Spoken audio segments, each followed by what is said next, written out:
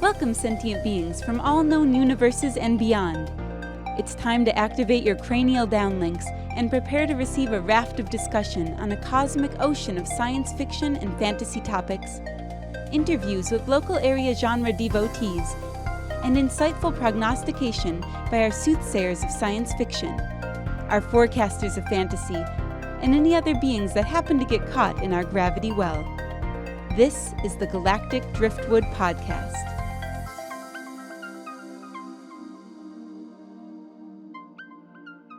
Hello and welcome to the Galactic Driftwood Podcast. I'm Bill. I'm Linda. I'm Seth. I'm Chris. And rest of the team's out this week with various personal things going on in their lives. They actually have lives, unlike the rest of us here, I guess, on the show, right? They've all been sucked into the future. Yep, to fight the Tomorrow War. I don't know. So this episode, we're going to be talking about video games a little bit. And Seth's going to give us a little information on Persona, which is a new video game that's out, I guess, Seth? Well, I mean, Persona is a series from a company called Atlas. And kind of why I wanted to talk about it is this year is their 25th anniversary. They are at 5 games in on the series Persona, which is a spin-off of another series called Shin Megami Tensei. So Gesundheit. So what's it about? Well, the parent series Shin Megami Tensei is a role-playing game, usually around some sort of apocalypse happening involving demons, and you capture and train demons to fight for you. Huh. And Persona 5 kind of spins it, or Persona, the series, spins it a bit more into less being actual like demons attacking people in the real world, and the demons are known as personas. Now every game in the series has had a different way of approaching how you interact with the personas or whatever. But in Persona 5, it's all, personas are your inner self, basically. So the demons from the Shin Megami Tensei series are kind of like archetypal structures of people's personalities in these other worlds. Okay. So if you encounter a pixie, that is someone's persona in this other world, or a kind of a reflection of someone's personality. Okay. There's a lot of the actual writing of the series and how it's based, it gets really deep sometimes into psychology and folklore, and those are details that you can only get from like reading interviews with the authors of the series and where they got their ideas. But all of the demons and monsters are taken from folklore all over the world. Like you'll encounter Thor and Odin and Cerberus and stuff out of Irish mythology, and all the artwork is. And really so those creatures are the personas of other people? Yes. Okay. And so is everybody just in this other realm, this other world, fighting each other, or is there a common foe? So that's kind of where each game kind of differs. So in every game, it's kind of a hidden world thing. I guess I haven't played the first 3, but but I know for at least 3, 4, and 5, it's a hidden world type of thing. Only a select few people know about this other these other planes of existence. Okay. So in Persona 4, I'm going to start pulling up some pictures here because it's just so that you can kind of get an idea of artwork and stuff. Yeah, it does look like a pretty visual intensive game. Yeah, so they're all very highly stylized. And every game kind of has a gimmick or an overarching theme. This is so one. They all build on each other? They are interconnected, but only very, very loosely. And so towards the hidden world theme in Persona 4, the story was that there was a midnight hour where you could fall into a hidden world within the TV, and that's where the personas were kind of brought to life. Now, and there were murders that were happening. Say what? What's this Jar Jar Binks character down here on the right? That is Mona. So also every game has a mascot, basically. A mascot. Okay. Yeah, so every game has a mascot, and Mona or Morgana is Persona 5's. Got it. Anyway, in Persona 4, there was a hidden world within the TV that the protagonists fall into, and they gain their powers there. Persona 5, though, is the one that I've spent the most time with. And in that, there is what's known as the metaverse. So everyone kind of has this idea of themselves in their heads. But certain people, when their desires and their goals become really, really twisted, will warp the metaverse into a new reality, creating a palace. And so the game starts off with a teacher who is abusing their students, and they come to view themselves as the king of this school. And so they form a palace. Yes, that's great. Listen to my good voice here. This is good radio, guys. Seth's going through puberty. That's like a bad anime voice stuff. Going all Benjamin Button on you guys. Okay. Anyway, he forms this palace that kind of is the design of which reflects him ruling the school as his own personal kingdom, and he views himself as the king. And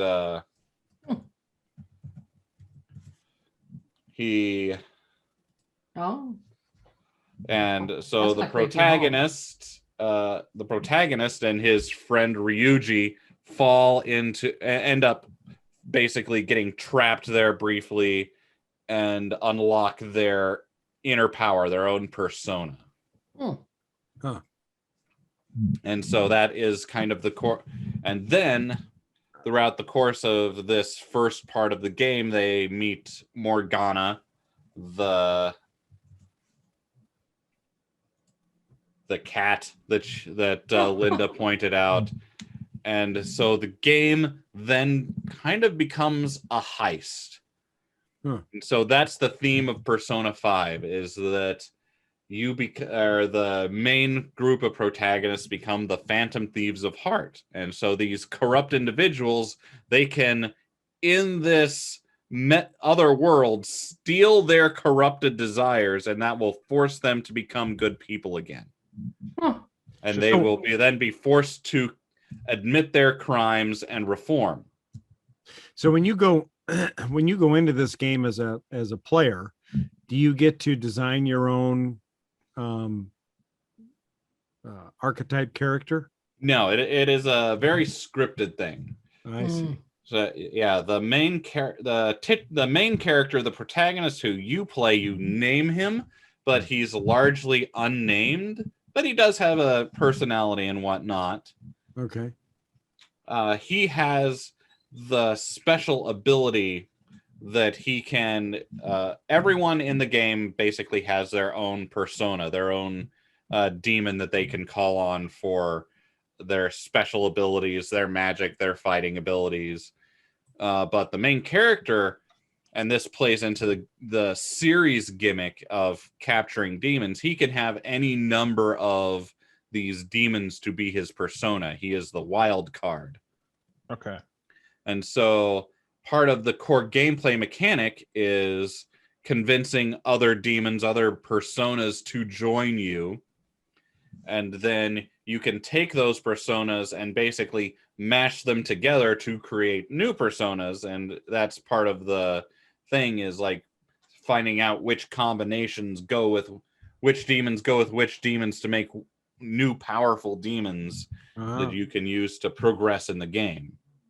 Huh. It's I can see Linda going, what? No. So, Seth, what other RPGs out there would you liken this to? I don't know that I would really liken It's just this. one stand out kind of on its own. Yeah, like it's a turn-based. It's turn-based, so it is very, very kind of like Final Fantasy, where you've got a menu of options that you choose from: attack, use magic, whatever. And is it open world like, or is it more like a linear type gameplay? Like, you're pretty much guided through the storyline? So it is, it's not like, it is very guided, but it is also very open. Okay. So the whole thing about this, and at least the last one, is that it occurs in more or less real time. In that you have X number of days in any given, you're going through day by day in time. You can't just spend a month of in-game time doing whatever you feel like, or else you will go off the rail, or you'll lose, basically. Because you're given a deadline to complete each task by. Okay. But within that, you are more or less let loose in not Tokyo. Oh man, I can't remember where this was set now, but I think it might be Tokyo or location. Yeah, sorry. You are let loose in several different areas of Tokyo, basically, and you can go around and see these kind of real world places. And yeah, see that do third things. image on the right there has what's in the video game versus real life. That's pretty interesting. Okay. Yeah, so they took real places in Japan to let you wander around, and the artwork is absolutely gorgeous. That's pretty interesting. That'd be cool. Right here, you see this several times. And yeah, so every day you have several time blocks during the day that you can choose to go and fight in the metaverse, or you can spend time with your friends, or you can work at a part-time job to get money to buy supplies to go into the netherworld. But I mean, that also brings up another part of the game, in that it is really based also around interacting with the other characters. So when you choose to spend time with your other characters, you will learn more about them. You'll have conversations and can affect how they develop in the game. And all of the characters are very well written, voice acted, and have interesting things to learn about. So you really have to choose. Do you want to spend your time to get a little bit more money to maybe help you out in your next dungeon crawl? Or do you want to get a little bit closer to, or spend some time with An or Ryuji and figure out what's going on in their life? And that will, like, getting closer to them and building your relationships with them will make you work better together in the fighting aspect, or unlock new abilities that they might have to give you. Okay. And that's also the most interesting part of the game, is like building those relationships, because they're all great characters and I love them. So, and you just, when you're playing the game, you're not playing it with other players. No, You're single just playing player. it single player. Okay. Interesting. So Yep. what platforms is this playable on? Right now it is PS4 and PS5. Good luck with the latter. Yeah, so I like one of the things I'm really hoping for, like, and Persona 4 and 3, I think, are now out on Steam. So these had previously been PlayStation Sony exclusives. So now one of my dearest hopes is that during this 25th anniversary thing, where they're going to be making these big announcements this month and next month, is that I really want them to announce that it's coming to Switch. I want it so bad. I can see that happening. I think with not to go too much on a tangent here, but I'd like to dip into some things I'd like to start seeing video game manufacturers do, which is get more platform agnostic with their games. Especially with a lot of the chip shortages and things that we have now, people are trying to make do with what they have. And for example, coming out on a PlayStation 5, but also being available on the PlayStation 4 is helpful. But what if you live in the Xbox world, you're looking to get into something new, but you don't want to buy an old console because prices are high right now, but you can't find a new one. But let's say you have a Switch. That would be awesome to be able to get that on the Nintendo Switch as far as any games. I personally am a fan of where Xbox is kind of going with their Xbox Game Pass, and they want you to be able to play on the PC, to be able to play on an Xbox. But ultimately, they just want one. You buy a license for one game, you play it on whatever unit that you want to. Would be great. Yeah, that would be great. Yeah. So whether or not that's realistic, I don't know, but I do agree. It'd be nice to start seeing something like this on the Nintendo Switch. I want to be mobile with my games. I don't want to have a PlayStation or something. Yeah. So what I mentioned earlier that every game kind of has a theme, and Persona 5's theme is kind of the heist movie. Okay. Yep. So for every level, you start off with mapping out the palace of the corrupt person you're after. And so that's just you exploring their dungeon, preparing for the heist where you steal the treasure. And the entire game, though, it really has a theme around this, like the music, the art direction, the characters, and the story all kind of flow along that heist movie, that Ocean's 11 or the Italian Job kind of thing. Okay. And the actual overall narrative is like the game starts off with the protagonist getting arrested by the real world police after having done one of these heists. And the game happens in flashbacks as the lead interrogator is like getting him to reveal the story of how he got there.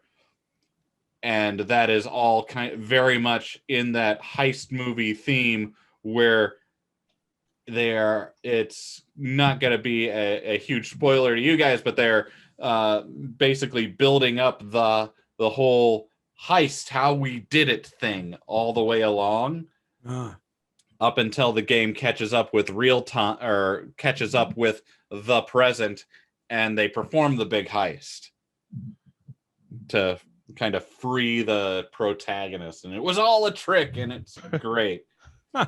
What's the popularity of this video game versus the ones I hear of all the time are like Call of Duty and Super Mario and I mean, it is a JRPG, and that has much more it's a much more niche audience. Yeah, almost like those cult followings. You'd liken them to the movies with cult followings, like your Pulp Fiction or whatever, where maybe not in mass adoption in terms of people watching it, but there's definitely a niche group of hardcore play those games. Yeah. For Persona 4 and for Persona 5, that niche is quite a bit larger. I mean, it doesn't have the recognition of Super Mario or of Halo, but it is it was very very financially successful, to the point where it's gotten a couple spin-off games of its own. It has a kind of sequel, or a sequel on Switch and PlayStation, called Persona 5 Scramble, which I have yet to play. And it got a kind of director's cut as well, called Persona 5 Royale. So there's a bunch of stuff to this game. So it is quite popular, and it has captured a lot of people. This latest Persona 5 has been huge. Well, it sounds a lot more detailed, a lot more interesting, a lot more interactive than, I guess I think of video games as just like, somebody going out and shooting up the bad guys. That seems like all the video games. Those are the ones you see marketed a lot. Your Call of Duty and your Halo. A lot of the games I play are longer story JRPGs, just RPGs in general, because there's more of a plot to it. So for me, I'm less into it for the gameplay. I'm more into it for the story. So it's like playing through a good novel, if you will, a big book or something like that. And that is exactly how I'd say it. This is a much more narrative experience than your Halo or your whatnot. You're going to spend a lot more time watching characters interact with each other and talk.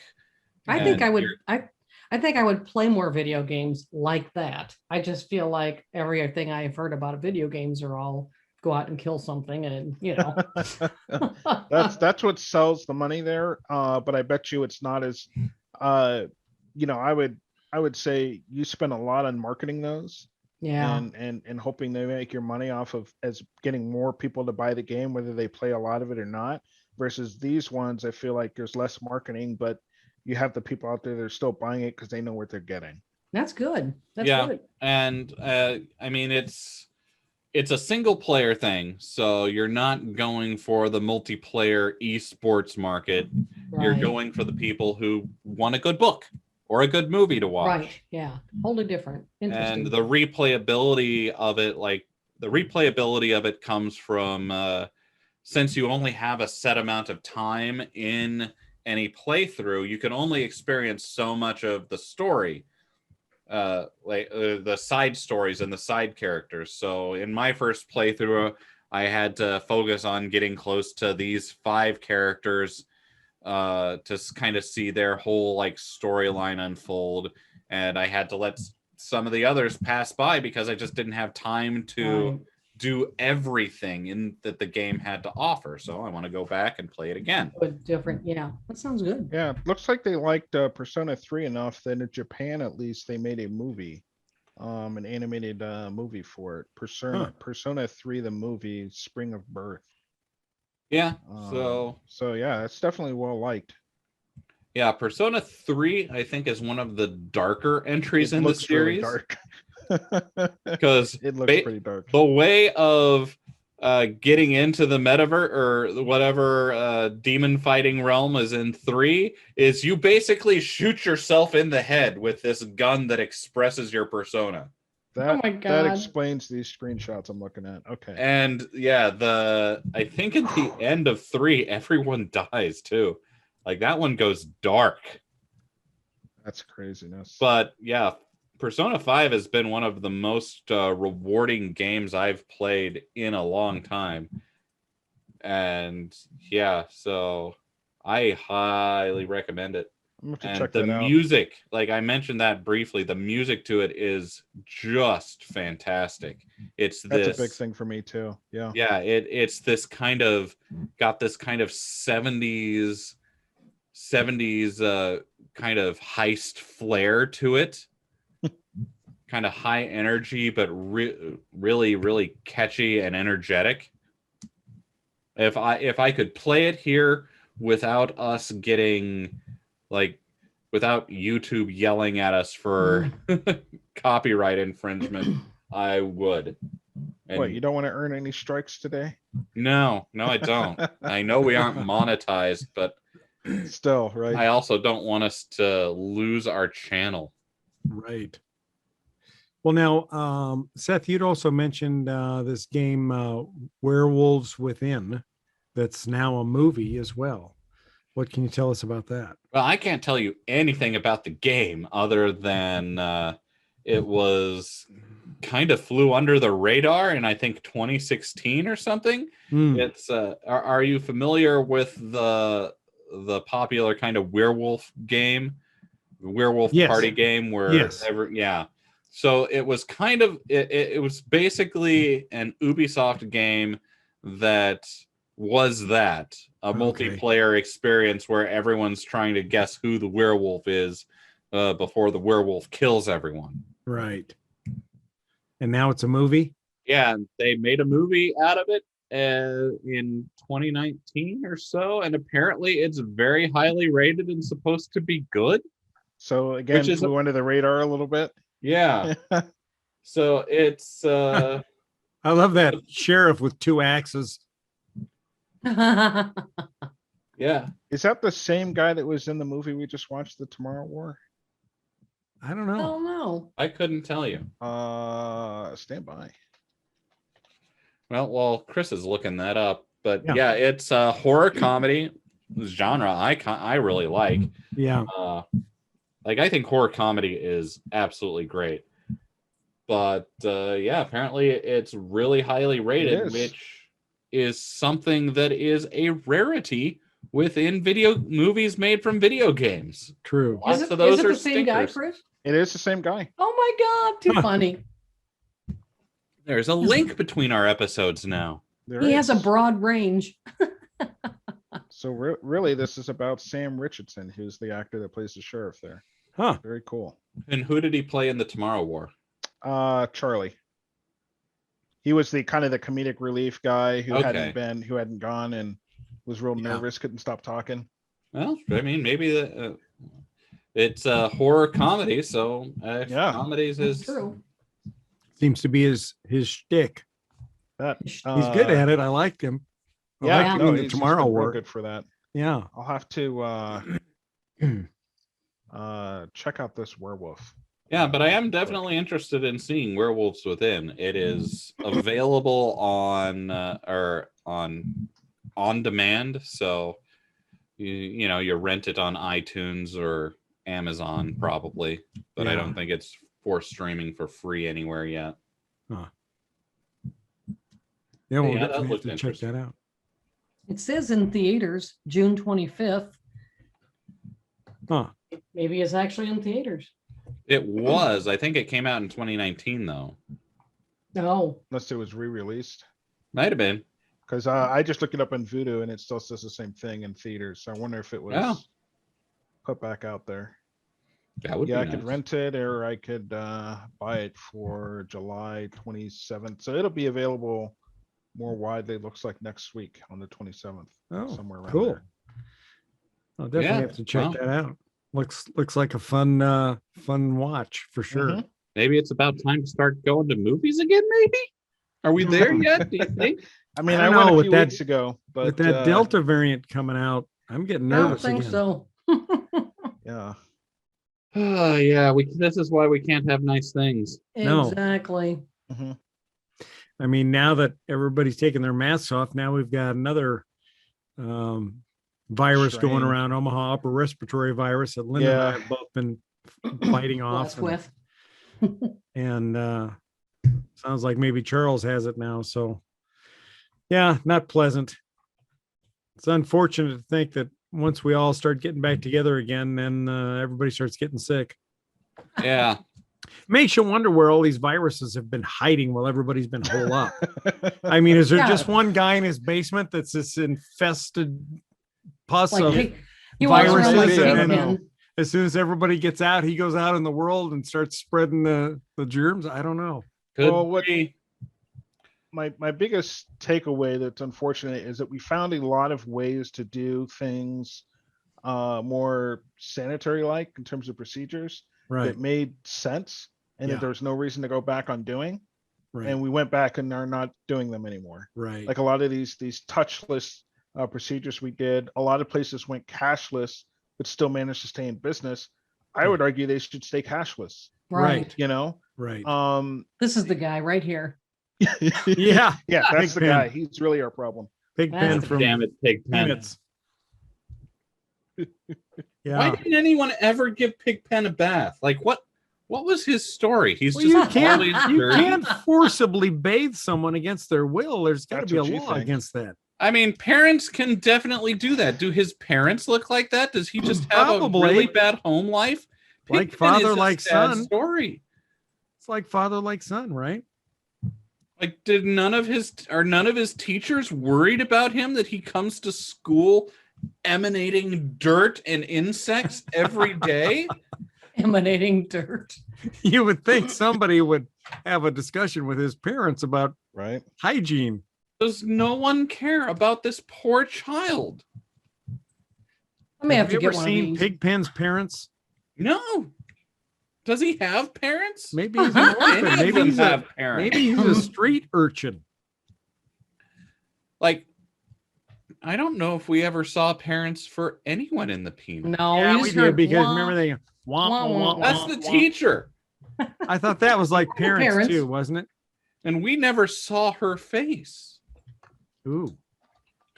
We only hear this wah, wah, wah, wah, wah, wah. Like, the Peanuts could be a really dark the Tomorrow War kind of future. Where all the parents are gone Faithless and there's crackers. and there's just one teacher left to watch over them while they do their weird Christmas and Thanksgiving things. Rituals. No family. The only psychiatrist is some crazy kid who pulls the football out from under Charlie Brown every time. Right. Right. Oh, well, we digress. Yes, That's what we do on this show. it is. Right. More focused episodes won't get you away from digression. Well, looks like we've hit our mark here. So any final thoughts on Persona or Werewolf or any other games that are out there? I think I might want to give video games a shot now. I would be happy to lend you Persona 4. Do you have, what platform does it run on? PS4, so you'd need to get a PS4 or a PS5. We need to but- upgrade. We still got the Sorry, I do too. I PS3. still got a PS3. But I would be Yeah. happy, very happy to lend you Persona 4 and bring this more into, give it a wider approval. All right. And I think you guys would like it. It's a very kind of countercultural game.